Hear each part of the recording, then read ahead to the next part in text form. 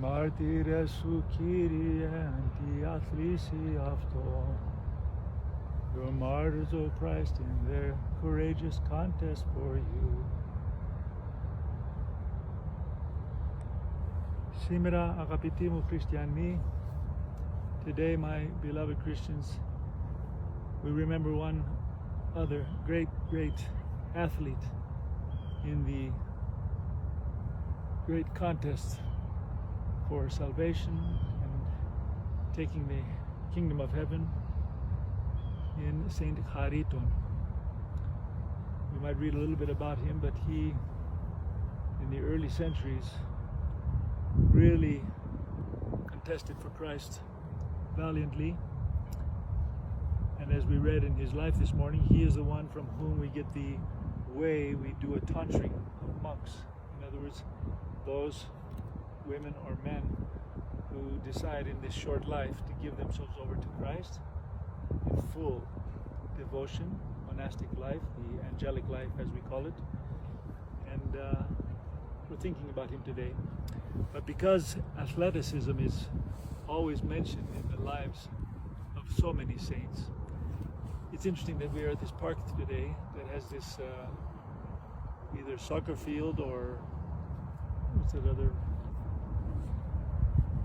sport called? I don't remember now. But anyway, I see the goal here, I see the lines. It shows us how in the church, if we're going to follow Christ, we want to have some parameters and we want to have some goals. Of course, the ultimate goal for all of us is salvation, is attaining to the kingdom of heaven.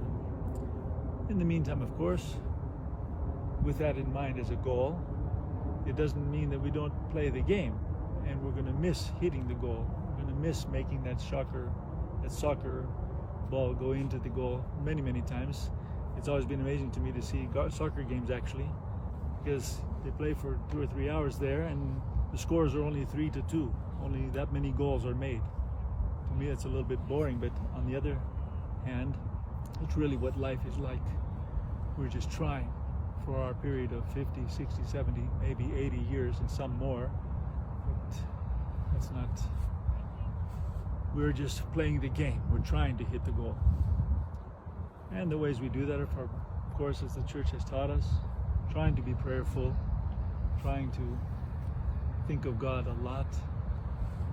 The church gives us to aim for Sundays, primarily if we're thinking a little bit in this vain and secular world, to aim for Sundays at least, the day of the resurrection, that St. Constantine, the great God, rest his soul and may we have his blessings.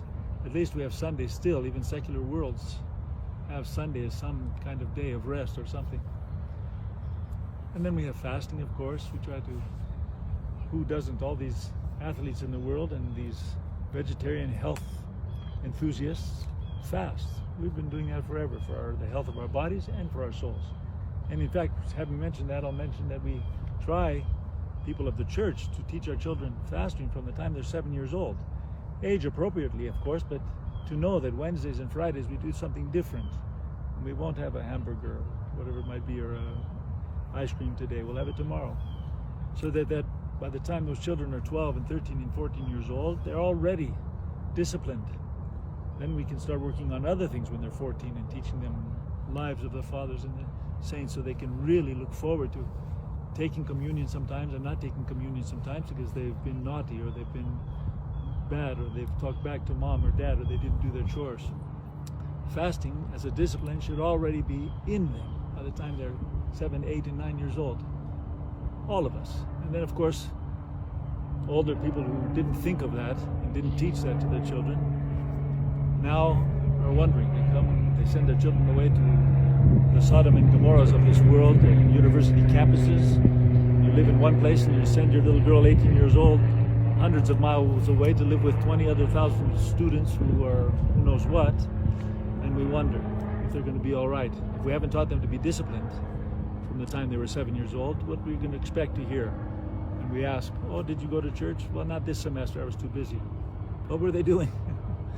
Anyway, I will mention that on that note, after 14, what did the fathers say? Some of the saints, St. Porphyrios, I said, recalled that for us. up to the child is 14, we teach the child a lot about Christ, about the church, about our ways. And after they're 14, we get on our knees and we talk to God a lot for our children, on our children's behalf. We cry out to the Panagia, we cry out to the saints on their behalf. So not all is lost. Even if we haven't disciplined our children from the beginning, then we can get on our knees, hopefully, and pray for them, a way that they might be to schools, and a way that they might be to sowing their oats in different ways in life and so forth. God will hear our prayers. Look at the great saints who came back. I'm thinking now of St. Augustine, which I happen to be reading now, The City of God. But so many other saints went away. St.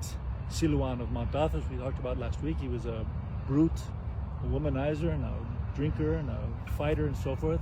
But he came to his senses when he realized how short life is. So with that in mind, the goal here, the soccer field, lacrosse, that was the other sport I was thinking of.